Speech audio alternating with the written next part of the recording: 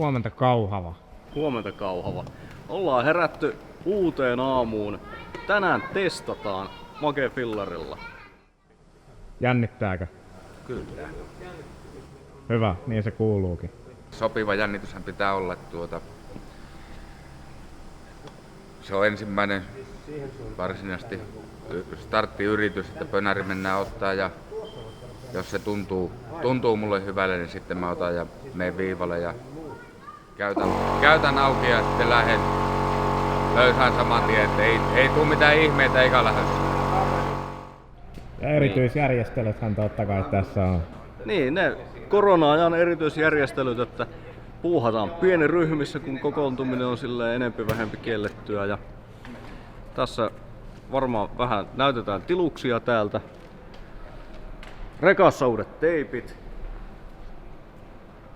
Pikkusen puuttuu vielä. No pari pikkujuttua vielä puuttuu, mutta work in progress. Ja tiluksethan meillä on aivan siis loistavat täällä Kauhavalla. Mä pitäisi varmaan perustaa Headquarters 2 tänne, koska tässä kun mennään isosta ovesta ulkopuolelle, niin rata on suoraan käteni osoittamassa suunnassa tuolla ja katsomokin näkyy. Ja täällä just saadaan turvaväleistäkin pidettyä kyllä huolta, kun tästä lähtee kattoon, että jos meidän naapuri on suunnilleen, niin kuin tosta jos oikein zoomataan, niin tuolla näkyy vähän naapureita. Ja tonne suuntaan, niin siellä näkyy seuraavat naapurit. joo, että turvavälit saadaan pidettyä ehkä niin. Aisoissa. Seuraavaksi lähdetään Paanalle. Joo, pientä huoltoa. Tuossa on ensimmäinen lämmityskäyttö tehty. Säädetään, ruuvataan vähän sen fillaria ja tehdään seuraava käyttö. Ja jos kaikki menee niin kuin kuuluu mennä, niin sitten mennään ladulle, tehdään purnis. Sitten ensimmäistä kertaa, kun tuommoista pyörää lähtee viemään purnikseen, niin se on aika hermoja raastava paikka ja siitä sitten kun lähdetään eteenpäin toimimaan, niin siinä on omat vinkeytensä, mutta onneksi siinä on hyvin ammattitaitoiset avustajat eli mekaanikot sitten viemässä perille tätä touhua. Mekaanikkojen hommaahan se on se kuskin ohjaaminen, vaikka kuski ohjaa itse laitetta.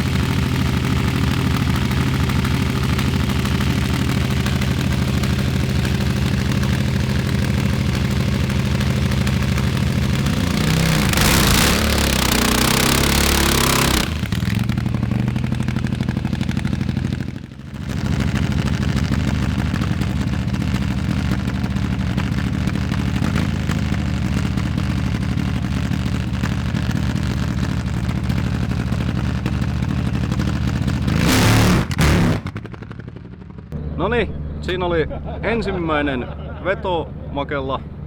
En tiedä lasketaanko tuota lisenssivedoksi, mutta olihan siinä oppia kerraksi, että vanha konkarikin yllättyi fillarin suorituskyvystä. Mutta hanskassa pysyi kuitenkin. Joo, onneksi mopo. Tilanne pelastettiin hyvin nopeasti siitä sitten, että kyllä siinä niinku reaktiot oli, mutta selkeästi voi sanoa, että kuski säikähti. Koitetaan saada maisteri omat kommentit vielä, jos. Otetaan maisteri omat kommentit, jos maisteri itse muistaa vedosta yhtään mitään. Nimittäin voin sanoa, että tossa on sitten pulssi ollut jotain 200 jotain. Ja semmonen hengen ahdistus päällä, kun menee ensimmäistä kertaa tuommoisen pyörän päällä tuohon viivalle, niin se on oikeasti, se on kroppaan lujilla siinä, vaikka eihän tuokko suoraan ajoa, mutta jännä juttu, että niin se on vaan paita märkänä. Tuo oli tommoinen. Minkälainen oli fiilis ja minkälainen fiilis jäi? No no pönäri oli vielä ihan ok, onnistu mutta ei tuosta paljon viiliksiä jää, kun ei pää toimi samaan matkaa kuin pitäisi toimia. No, valmistautuminen viivalla näytti hyvälle, hyvin No harkitut liikkeet, kaikki oli ok. siihen meni kaikki ok, mutta sitten otin kaikilla sormilla jarrukahvasta kiinni, joka on niinku aivan saatananmoinen virhe. Ja Ai silleen niin kuin harrikkakuskit tekee. no mä painoin kytkintä. Ja löysäsin kytkimen. Silloin lähti käsikin irti. Kyllä tuo potkas sen verran, että No niin. Tuo on se ihan, sä oot jo identifioinut itselle sen virheen sieltä, niin seuraavalla kerralla se poistuu. Sen mä tiesin ennen 60 jalkasta kerkesin kelata se, että mitä sattui siinä. Öljyt vaihdellaan jo uusiksi, eikö? Joo. Pari pilleriä vaihtaa tuonne soppapuolelle, mutta siinä ei ollut mitään muuta kuin se lämmön tasaus ei tullut vielä ihan kuntoon tuossa lähössä. Mutta se ei ole mitään niinku... Pientä säätöä. No, todella pientä. Öljyt vaihtoa ja tankataan ja uusiksi. Tuosta vetoa lähdetään nyt vetämään ja katsotaan miten käy. Keli on ihan hyvä, myötäinen tuuli, mutta ei se pyörää kaada. 60 jalkainen toivottavasti päästä.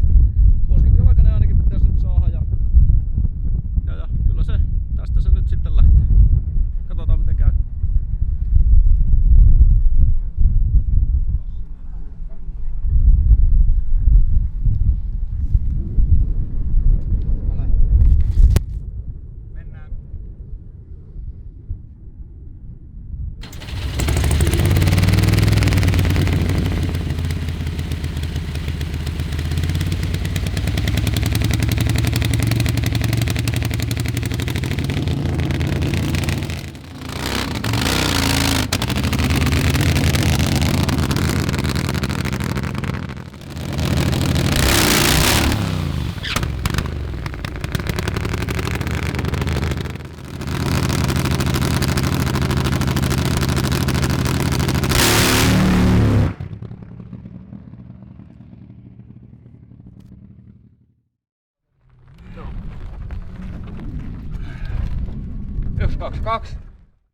Toinen veto takana. Vähän meni vasemmalle. Joo, siinä nyt kun sai sillain niin pikkusen tuntumaan siihen vetoon, niin mulla ei yltänyt kantapäät kunnolla tapeille, kun mulla oli varpaankädet maassa, niin mä en saanut semmoista tuntumaa, että pyörä oli pikkusen kallellaan lähössä ja sieltä kautta se lähti viemään sitä vinoa. Nyt vaihdetaan tapit alemmas ja kokeillaan taas uudestaan, että miten menee, mutta huomattavasti parempi kyllä kuin ensimmäinen lähtö. Ja 60-jalkainen saatiin taululle. joo, se 122 oli 60-jalkainen ja nyt kokeillaan, että kun sais veettyä ihan niinku suoraan sen 60-jalkaisen, että mitä se tulee. Että eihän kovin isoja ole otettavissa parannusta, mutta kyllä se siitä paranee. Ja seuraavalla veolla niin mennään se vähän reilu 60-jalkainen, käydään vetämässä ja toivotaan, että kaikki menee samalla ja putkeen ja paremmin. Että parempaa yrittää joka kerta.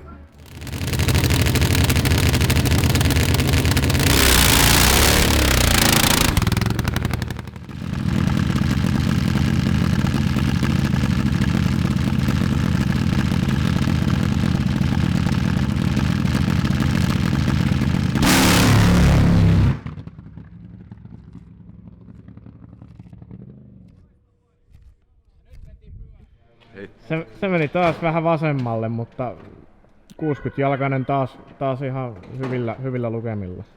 No kyllä toi oli niinku ihan jo kohtalainen tuo 60-jalkainen, että se on 116, niin se on aika hyväkin jo näille pyörille. Ja sitten se pikkusen lähti siinä kampeamaan, mutta sitäkin nyt taas sitten niin muutetaan renkaan suuntausta vähäsen, että se lähtee helpommin roikuttavaksi, kun ei siihen kannattanut lähteä roikkumaan. Se lähti niin paljon suoraan sitä keskilinjaa kohti ja muutenkin olin 60-jalkainen tarkoitus ajaa niin kuin maksimissaan. Että ihan kiva lähtöjalka, tuntuu jo, että tietää mitä tekee siellä. Kerran mennään vielä kokeilemaan tänään. Kerran mennään tänään ja sitten katsotaan, että mikä on niin kuin tilanne.